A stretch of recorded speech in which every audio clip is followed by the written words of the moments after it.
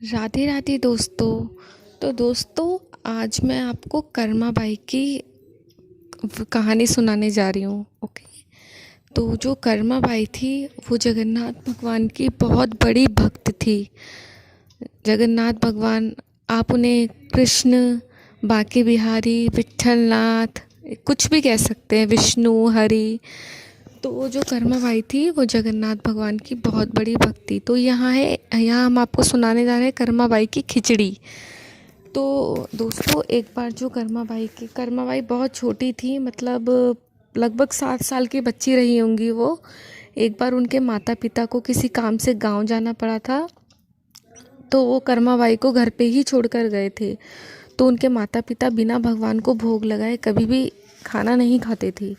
तो वो कर्मा को कहकर गए थे कि कर्मा, हम किसी काम से बाहर बाहर जा रहे हैं, लेकिन तुमको ठाकुर जी को रोज़ भोग लगा कर ही तुम खाना खाना, बिना ठाकुर जी को भोग लगाए खाना नहीं खाना। तो कर्मा बाई ने कहा, ठीक है बाबा। उन्होंने कहा, रोज़ स्नान दान और शुद्धि का ध्यान रखना, और रोज़ नहा धोकर स्नान करके अच्छे से ठाकुर जी को भोग लगाना, और उसके बाद ही तुम उनका प्रसाद ग्रहण करना। तो कर्माबाई ने कहा, ठीक है बाबा। उसके बाद इतना कहकर उसके माता पिता अपने गांव चले गए। फिर जैसे ही अगले दिन की शुरुआत हुई, कर्माबाई ने वही किया जो उनके बाबा ने कहा। अपने दातुन किया, उसके बाद स्नान दान किया, उसके बाद भगवान जगन्नाथ जी के लिए खिचड़ी बनाई। और फिर वो एक थाल में भगवान के लिए गरम गरम खिचड़ी परोस के लाई, उसमें ऊपर से घी की बाटी, और जगन्नाथ भगवान को खिचड़ी का भोग लगाया और उनके सामने रख दिया। फिर थोड़ी देर बाद और फिर वो अपना काम करने चली गई। तो फिर जब उन्होंने थोड़ी देर बाद आकर देखा तो भगवान ने खिचड़ी नहीं खाया। तो कर्माबाई बहुत दुखी हुई। उन्होंने सोचा कि शायद जगन्नाथ भगवान को, कृष्ण भगवान को मेरी खिचड़ी पसंद नहीं आई। तो उन्होंने ऊपर से गुड़ भी डाला, बहुत कुछ डाला, लेकिन भगवान ने फिर भी नहीं खाया। वो बहुत दुखी हुई। तब उन्होंने कहा कि प्रभु, जब तक आप नहीं खा, तो उन्होंने एक ज़िद ठान ली। उन्होंने कहा, प्रभु जब तक आप नहीं खाएंगे तब तक मैं भी भोग नहीं लगाऊंगी, क्योंकि बाबा कह कर गए हैं। आप तो रोज़ बाबा के हाथ का खाना खाते हैं ना, लगता है आपको मेरे हाथ का खाना पसंद नहीं आया, लेकिन बाबा तो बहुत दिन बाद आएंगे, तब तक आप कैसे रहेंगे भूखे? आप खाना खा लीजिए। इतना कहने के बाद भी भगवान ने खाना नहीं खाया। तो कर्मा बाई तो छोटी सी बच्ची थी, निर्मल मन की। बहुत बुलाने पर भी भगवान जी नहीं आए। तो उन्होंने एक दिन खाना नहीं खाया, 2 दिन खाना नहीं खाया। उसके भगवान भगवान उसकी इस चीज़ पर, इस भक्ति पर इतना रीझ गए कि भगवान ने खुद साक्षात कर्माबाई को दर्शन दिए और उनका भोग लगाने के लिए आए। फिर इसी तरह जब तक कर्माबाई के माता पिता नहीं आए, तब तक कर्माबाई रोज़ भगवान के लिए, रोज़ सुबह उठते स्नान दान करके उनको खिचड़ी का भोग लगाती। धीरे धीरे कर्माबाई बड़ी हो गई। उनके माता पिता बहुत बूढ़े हो गए थे और वे मर गए। तो तब वह वहाँ से जगन्नाथ भगवान का जहाँ पे स्थान है, वो वहीं पर उनके पास एक कुटिया बनाकर रहने लग गई। तो कर्माबाई अब बहुत बूढ़ी हो चुकी थी। तो जब तक वो स्नान दान करती तो बहुत लेट हो जाता अब भगवान को भोग लगाने में। तब वह क्या कहते हैं, दातुन करते करते ही भगवान का खिचड़ी बनाने लग गई। तो भगवान को जैसे वो खिचड़ी बनाती, जगन्नाथ भगवान को बुलाती, जगन्नाथ आए मेरे नाथ आए, मेरे खिचड़े का भोग लगा जाए। कर्माबाई के ऐसे एक बार बुलाने पर जगन्नाथ भगवान जी आ जाते थे। वो उनको अपनी गोद में बिठाकर खिचड़ी का भोग लगाती थी। तो कर्माबाई ने बोला, प्रभु मैं अब बूढ़ी हो गई हूँ, तो मैं जब नहाने धोने में मुझे लेट हो जाता है, तो क्या आप मेरे भोग को ऐसे स्वीकार कर सकते हैं ना? तो जगन्नाथ जी ने कहा, हाँ कर्मा, तुम जैसे खिलाती हो मुझे वैसे ही खिलाना, मुझे वैसे ही बहुत पसंद है। तो फिर कर्माबाई वैसे ही करती थी, रोज़ रोज़ दातुन करते करते खिचड़ी चढ़ा देती थी। भगवान बोलते थे, जल्दी कर कर्मा, जल्दी कर। वो मंदिर का पुजारी तो मुझे 1 बजे भोग लगाता है, तब तक मैं भूखा ही रह जाऊंगा, जल्दी कर कर्मा, जल्दी कर। तो तो कर्माबाई 10-11 बजे तक भगवान को भोग लगा देती थी। और फिर भगवान जी अपने जगन्नाथ जी का जो स्थान है वहाँ जाकर बैठ जाते थे। फिर जब पुजारी 1 बजे खोलते थे तब उनको भोग लगाते थे। तो ऐसे ही कर्माबाई रोज़ लगाती थी। तो नारद जी ने एक बार देखा, नारद जी आए कर्माबाई के पास और उनको बहुत फटकार लगाई कि कर्मा, शुद्धि का तो ध्यान रख, तू दातुन करते करते खिचड़ी बनाती है, क्या भगवान को ऐसे भोग लगाया जाता है? तब कर्माबाई ने सोचा, हाँ लगता है नारद जी सही कह रहे, भगवान कहीं बुरा मान गए तो। तब वो अगले दिन से स्नान धान करके भगवान का खिचड़ी बनाने लगे। अब प्रभु द्वार पे आके खड़े हो गए, क्योंकि प्रभु का टाइम हो गया था। पंडित जी तो 11 बजे भोग लगाते, तब तक प्रभु को भूखे रहना पड़ता। अब प्रभु द्वार पे से ही कर्माबाई को बोल रहे, जल्दी कर कर्मा, जल्दी कर, जल्दी कर कर्मा, जल्दी कर। तो कर्माबाई बोल रही, कैसे करूँ प्रभु जल्दी, अभी तो मैं स्नान करके आई हूँ। तो प्रभु कहते हैं कर्मा को कि मैंने तो तुझे कहा था ना कि तू मुझे ऐसे भी भोग लगा सकती है। तब कर्माबाई ने कहा, प्रभु नारद जी आए थे, उन्होंने मुझे बहुत डांट लगाई। तब जगन्नाथ भगवान जी बहुत गुस्सा हो गए, उनकी दोनों आंखें क्रोध से लाल हो गई। उन्होंने तुरंत नारद जी को बुलाया और उन्होंने कहा कि तुमने कर्मा को ऐसा करने के लिए क्यों कहा। तब नारद जी ने भगवान कर्माबाई से माफ़ी मांगी और वो वापस अपने स्थान पर चले गए।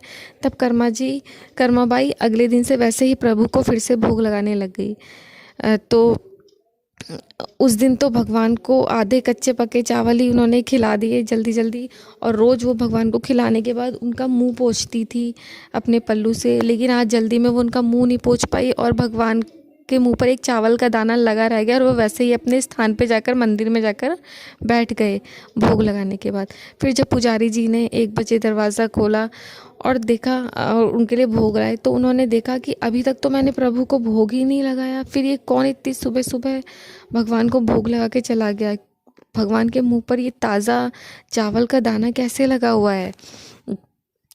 तो तो फिर प्रभु ने पंडित जी ने सारे नगर में ढिंडोरा पिटवा दिया कि किसके घर आज खिचड़ी बनी है, किसने प्रभु को भोग लगाया है।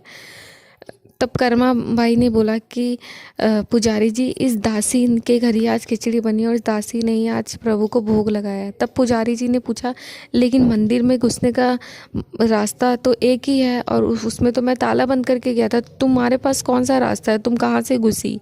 तब कर्मा बाई ने बोला, पुजारी जी मैं नहीं गई थी, वो जो अंदर बैठे हैं ना वही मेरे पास आए थे भोग लगाने के लिए। तो उनको विश्वास नहीं हुआ। उन्होंने कहा, ठीक है, भगवान जी रोज़ तुम्हारे पास भोग लगाने के लिए आते हैं? तो कर्माबाई ने कहा, हाँ पुजारी जी। तो पुजारी जी ने कहा, कल फिर आएंगे? तो कर्माबाई ने कहा, हाँ। तो वो आज पुजारी जी वहीं पे कर्माबाई के घर ही रुक गए। फिर अगले दिन सुबह हुई, कर्माबाई ने खिचड़ी चढ़ाई और फिर बुलाया, जगन्नाथ आइए मेरे नाथ आइए, मेरे खिचड़े का भोग लगा जाइए। इस बार कर्माबाई के ऐसे बुलाने पर प्रभु नहीं आए, हर बार कर्माबाई के एक बार बुलाने पर ही प्रभु आ जाते थे। अब कर्मा भाई बहुत चिंतित हो गई, बहुत दुखी हो गई। उन्होंने फिर से बोला, जगन्नाथ आइए मेरी लाज बचाइए, मेरे खिचड़े का भोग लगा जाइए। तब प्रभु जी कर्माबाई के ऐसे चिंतित और व्याकुल होने पर तुरंत कर्माबाई को उन्होंने दर्शन दिए और उन्होंने कर्माबाई की गोद में बैठकर खिचड़ी का भोग लगाया। तब पुजारी जी ने कहा कि क्यों कर्मा, तेरे प्रभु कहाँ हैं? तू तो बोलती थी रोज आते हैं, तेरी गोद में बैठकर भोग लगाते हैं। तो कर्माबाई ने कहा कि पुजारी जी, इतने बड़े बड़े कन्हैया, इतने बड़े बड़े जगन्नाथ भगवान जी मेरी गोद में बैठे हैं, आपको दिख नहीं रहे हैं क्या? तो पुजारी जी ने कहा, नहीं हमें तो नहीं दिख रहे हैं। तब कर्माबाई जी ने प्रभु की तरफ देखते हुए कहा, क्यों प्रभु, क्या आप इन लोगों को नहीं दिख रहे हैं? तब प्रभु ने कहा, मैं कर्मा, मैं इन लोगों को नहीं दिख रहा। तो कर्माबाई ने जगन्नाथ भगवान जी से पूछा, क्यों प्रभु, आप इन लोगों को क्यों नहीं दिख रहे? ये तो मुझसे भी बड़े भक्त हैं आपके, रोज़ स्नान धान करके शुद्धि का ध्यान रखते हुए आपको भोग लगाते हैं, ये तो रोज़ आपके मंदिर में रहते हैं, मैं तो कभी आ भी नहीं पाती। तो प्रभु ने कहा, भले वो रोज़ मेरे पास रहते हैं, लेकिन वो तेरी तरह निर्मल मन के नहीं है। तुझ में ना क्रोध की भावना है, ना काम की भावना है, ना ईर्ष्या, ना द्वेष। वो तेरी तरह निर्मल निश्चल नहीं है, इसीलिए मैं उनको नहीं दिखता और सिर्फ तुझे ही दिखता हूँ। तब कर्माबाई के कहने पर प्रभु ने उन पुजारियों को दर्शन दिया, उन पुजारियों का उनका साक्षात्कार हुआ। तब से और फिर एक दिन बूढ़े होने पर कर्माबाई मर गई, और जब कर्माबाई मरी तो जगन्नाथ भगवान जी बहुत रोए। तब पुजारी जी ने पूछा, प्रभु ये तो आपकी अजब माया है, आप मृत्यु तो आप ही के अधीन है, तो आप चाहते तो कर्मा बाई तो जीवित भी रह सकती थी। तब प्रभु ने कहा कर्मा बाई अब बूढ़ी हो चुकी है और जो इस धरती पर आया उसको तो मरना ही होता है, और अगर अब मैं उनको जीवित रखता तो उनको बहुत कष्ट होता और मैं अपने भक्तों को कष्ट में नहीं दे सकता, और जो इस धरती पर आया है उसको तो मरना ही होगा ना। अब कर्मा बाई अब मेरे धाम में है। तब से सब पुजारियों ने दंडवत जगन्नाथ प्रभु के उनके चरणों में सिर झुकाकर उनको दंडवत प्रणाम किया और कहा कोई बात नहीं प्रभु, कर्मा बाई जी नहीं है तो क्या हुआ, आज से सबसे पहला भोग आपको कर्मा बाई के नाम का ही और उनकी खिचड़ी का ही लगेगा। तब से कर्मा बाई की खिचड़ी की जो भक्ति थी वो प्रसिद्ध हुई, और यही थी मेरी एक छोटी सी कर्मा बाई की कहानी। तो भक्तों, अगर आपको ये छोटी सी मेरी कर्मा बाई जी की कहानी अच्छी लगी हो तो आप इस वीडियो को लाइक, सब्सक्राइब और कमेंट करना ना भूलें, ताकि मैं आगे आने वाली ऐसी और भी रोचक जानकारियाँ और भी ऐसी भक्तों की कहानियाँ मैं आप तक पहुँचा सकूँ। धन्यवाद दोस्तों। राधे राधे दोस्तों।